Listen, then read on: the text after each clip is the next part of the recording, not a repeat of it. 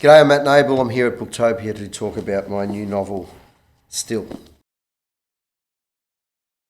Still follows, seen through the eyes of two protagonists, Charlotte and Ned. Ned's a young police constable who comes across a body early on of a man, and his journey is basically how his investigation is thwarted by higher powers within Darwin. Running through that thread is Charlotte, who lives in a very, very still, which is the metaphor, marriage and life, and is unsettled and anxious. She stumbles across a young man, Indigenous man, who's been harmed, who's quite injured, and she nurses him back to health, and he's the man who actually holds the key to solve the mystery on how these men have wound up dead.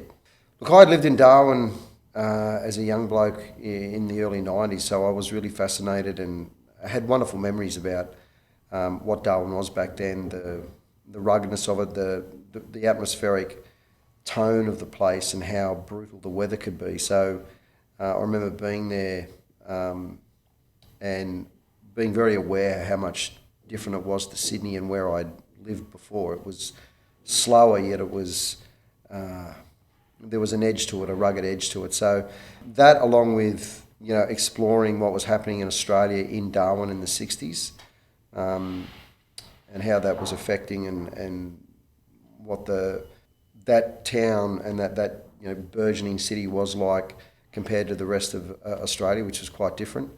I was interested in having a juxtaposition of what was going on in Darwin there as opposed to what was happening in America around the same time, where there was a huge civil rights movement moving forward and there was some significant things that were happening.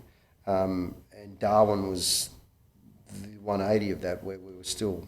That was the impetus, and to do something, frontierish in a place that was still undiscovered and learning about itself. I just thought that was a really, really nice landscape and a really, really, immersive type of landscape to write something.